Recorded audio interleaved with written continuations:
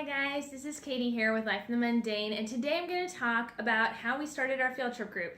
I had a great response for my video last week about how to find field trips on a budget, and I will link that above and below for you guys. But several of you wanted to know more about our field trip group and how we've kind of organized that and set that up. So I want to explain how you can do that as well. So let's get started. So first things first, I want to give full disclosure that this is just simply the way that we do it and it has worked for our family. This is definitely not the way that you have to do it, and there's a lot of variation even within the way that we've chosen to do things. So hopefully my experience can help you figure out what's best for you, but don't feel locked down to these parameters. So the first thing we did was starting out by finding 3 other families that had age groups similar to our kids. So you could definitely do more or less, but for us, we have 6 kids already. 3 families seem like a good sweet spot, and I happened to find 3 other families who also had large families. So even though there's only 4 families in our home homeschool co-op, it is 20 children altogether. It wasn't quite that when we started, but now it is 20 kids. So that's a good sized group, and we decided to go from there. So it was trying to find kids that were somewhat in the same age group. We do have a wide range still because we all have big families. So we have ranging from obviously like newborn all the way up to a 4th grade level. But the majority of our kids sit between a 1st grade and 3rd grade level, which just makes it easier for forming field trips that are age appropriate for everybody and that are interesting to everybody. Step after you've picked your families and you've talked to them and they've all agreed is to get together and discuss the logistics. So for us, we decided to have a mom's night out. We left the kids home with the husbands, and we went out to dinner and just discussed what we wanted this group to look like. And this is really important. Don't get too set on what you want the group to look like before you get together to discuss it together.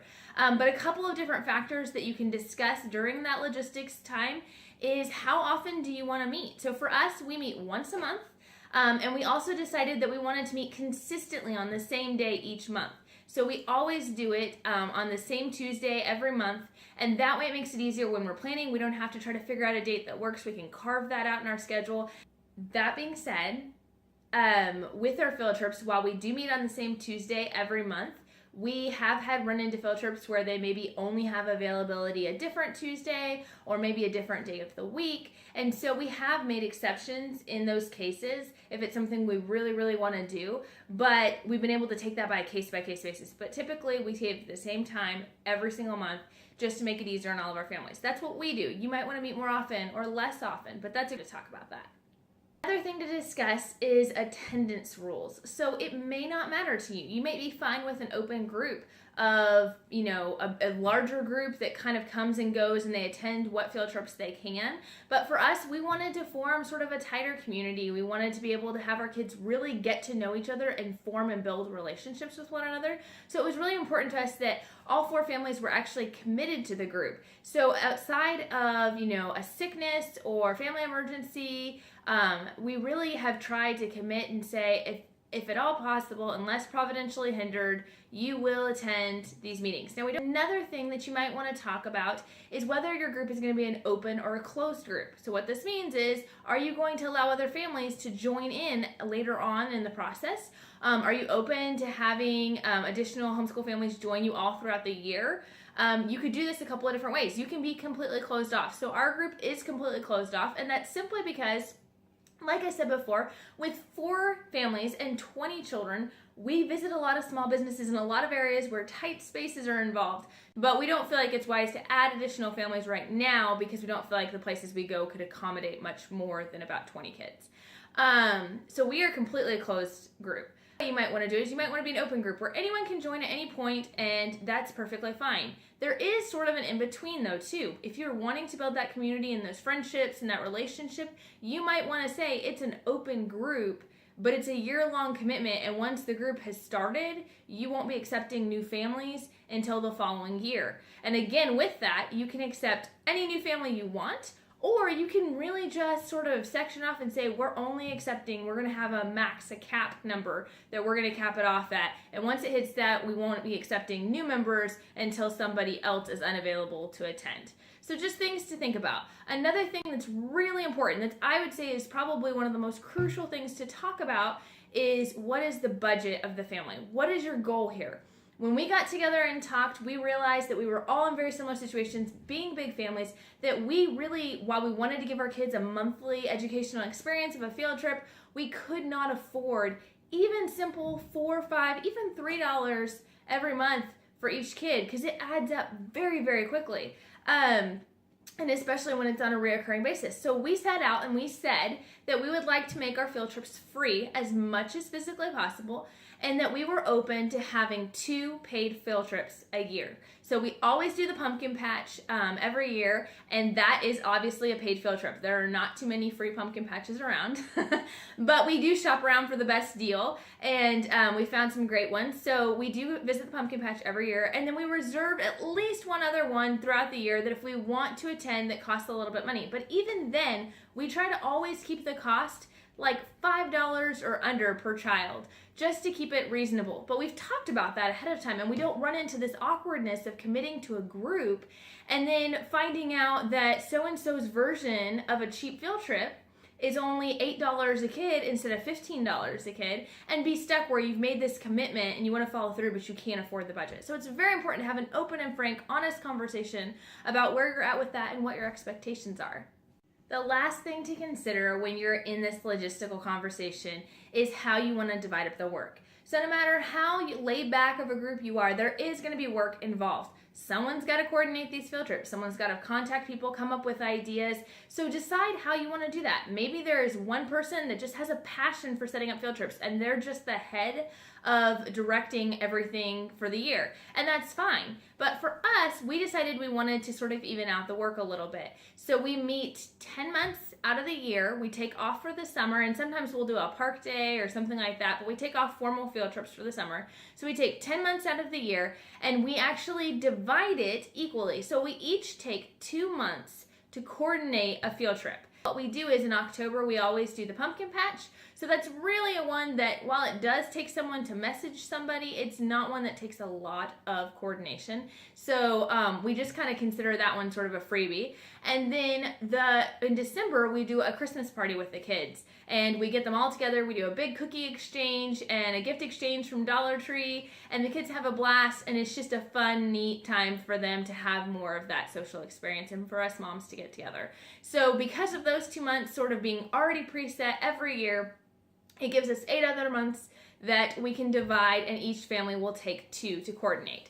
Those parents have the freedom to design it however they want. It could be a business, it could be a nonprofit, it could be an experience, someone coming in to talk to us, whatever it might be. They have complete freedom there, as long as it fits within our parameters of what we've set up during our logistics meeting. But dividing that and figuring out how you want to divide that responsibility ahead of time really, really helps the frustration in the future.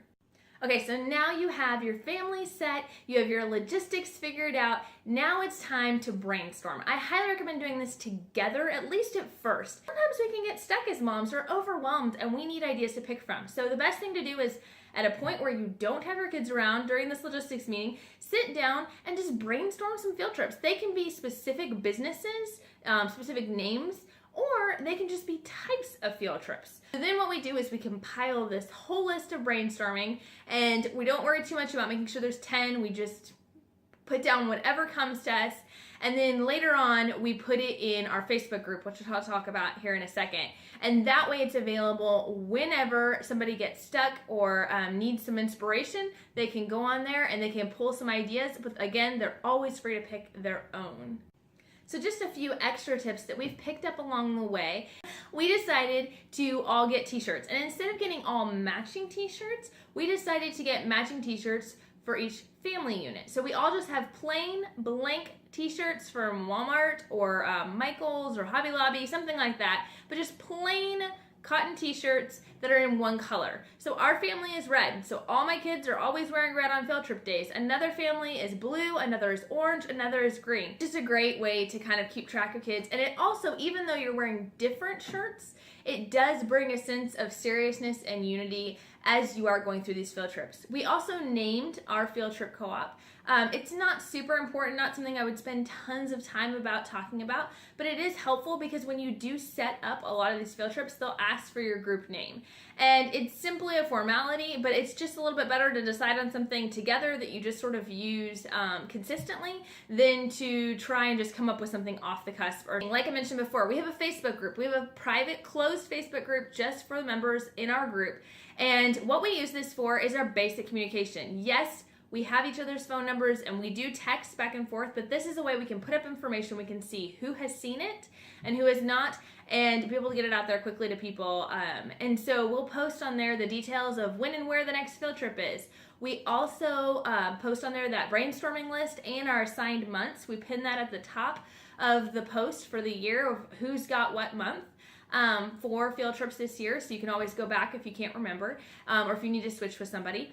The other thing that we do in this Facebook group that is really fun is at the end of every field trip, every mom uploads whatever pictures they took, whether it's of their kids or other kids. We upload our pictures to this Facebook group of the pictures we took on this field trip.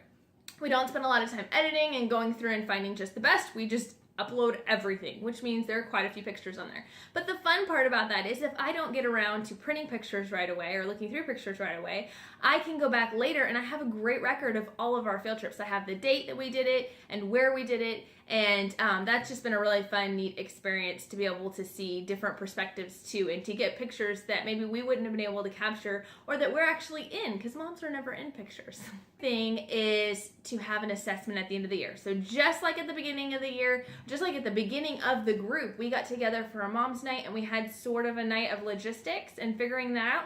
We now do that at the end of every year. So we get together, we go, hey, what did we like? What did we not like? What was our favorite field trip? What would they like to change? Or do we need to adapt as our kids get older or as we enter more younger kids into the group, since a bunch of us have just had babies? And we talk about those things and how we can adapt and change. We also take that time at the end of the year to assign months for the next year, so it's just done and we already hit a jump start if we want to. And so just really quick, easy things that you can do to really take all the stress out of the group, to just have those expectations laid out in advance, and to give yourself direction so that you don't have to come up with stuff as you go. I hope this has been helpful. I'd love to hear if you have your own homeschool field trip group or if you've done something else. Drop it in the comments. I'd love to hear about it. Like this video or share it if it's been helpful. And you can always subscribe to my channel. I post videos every Saturday and Wednesday on making the most of the little moments in homeschooling, home management, and parenting, and everything in between. And I'll talk to you guys next week. Bye.